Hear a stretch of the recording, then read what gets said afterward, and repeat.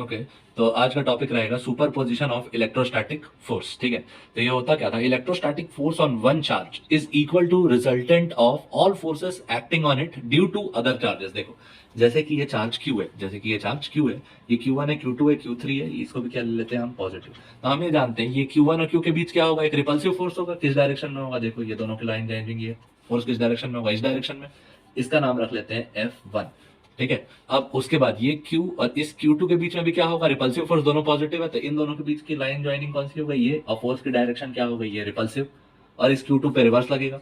अब ये हो गया F2, force to due to Q2, और उसके बाद Q और Q3 ये दोनों के बीच में भी कैसा फोर्स होगा, रिपल्सिव होगा। अब रिपल्सिव होगा तो किधर लगा, इसके कारण F3, ये दोनों को ज्वाइनिंग लाइन। ठीक है, तो देखो आपके पास टोटल फोर्स मिले F1, F2, F3। ऐसे ही आपके पास जितने भी चार्जेस के बीच में आपको फोर्स निकालना होता, आप क्या कर सकते थे, सबको इंडिविजुअली हम कैलकुलेट कर लें। इंडिविजुअली कैलकुलेट करने के बाद हम क्या करें कि उनको ऐड कर दें। क्या करें, ऐड कर दें। ठीक, तो जैसे यहां देख लिया F1 plus F2 plus F3 plus F4। अब इन फोर्सेस का मैग्नीट्यूड क्या होगा, जब हम इलेक्ट्रोस्टैटिक्स पढ़ रहे थे तो F इक्वल टू, अब क्या लिखते थे, K Q1 Q2 by R का स्क्वायर, दो चार्जेस के बीच का फोर्स। अगर चार्जेस क्या होते थे, Q1 और Q2, तो यहां देखो चार्जेस कौन कौन से हैं, Q1 और Q। कौन से चार्जेस है, Q1 और Q।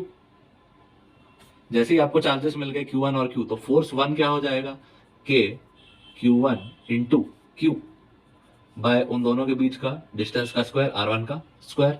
उसके बाद ये हो गया इक्वेशन नंबर 1। फोर्स 2 क्या होगा, K Q2 और Q के बीच में फोर्स था, तो Q2 into Q by R2 का स्क्वायर। ठीक है, ये हो गया फोर्स नंबर 2। तो इसके बाद हम देखेंगे फोर्स नंबर 3।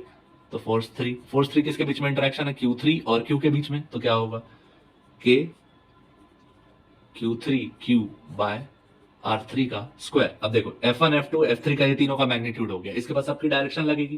तो R1 का यूनिट वेक्टर, यहाँ R2 का यूनिट वेक्टर, और यहाँ R3 का यूनिट वेक्टर। ये डायरेक्शन भी बताने लग गए अब सारे के सारे फोर्स। अब हम इन तीनों को क्या कर देंगे, ऐड, यानी कि net force on Q। Net force on Q क्या हो रहा है, F equal to, net force on Q F equal to F1 plus F2 plus F3।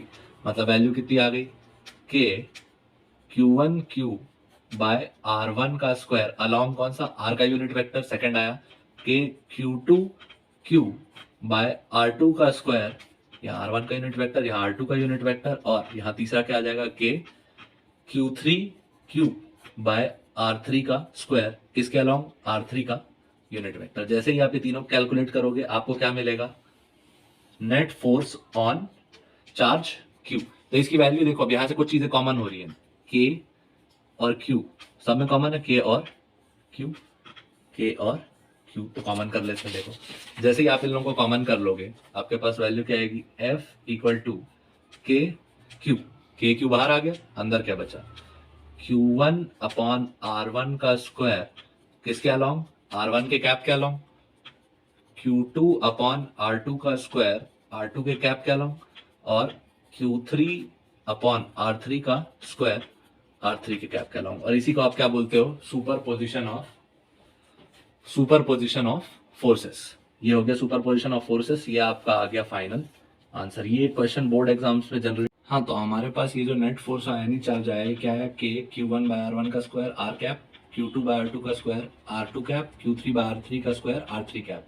ये बोर्ड्स के लिए इंपॉर्टेंट क्वेश्चन होता है, net force on any charge. इसी को आप समेशन के फॉर्म में लिख सकते हो। लास्ट कैसे लिख सकते हो, देखो K Q कॉमन, अंदर summation of Q1 QI upon RI का स्क्वायर। देखो Q1 upon R1, Q2 upon R, तो ये I का वैल्यू कुछ रख देंगे, अलॉन्ग RI का कैप। R की वैल्यू कहां से कहां तक जाएगी, 1 से जहां तक भी जानी हो, N। तो ये हमारे पास फाइनल फॉर्मूला आता है किसके लिए, सुपरपोजिशन ऑफ इलेक्ट्रोस्टैटिक फोर्स। ठीक है, ये हमारे पास, ये हो गया हमारे पास सुपरपोजिशन ऑफ इलेक्ट्रोस्टैटिक फोर्स का थ्योरी। अगला रहेगा एप्लीकेशन। ठीक है, thank you, like share subscribe.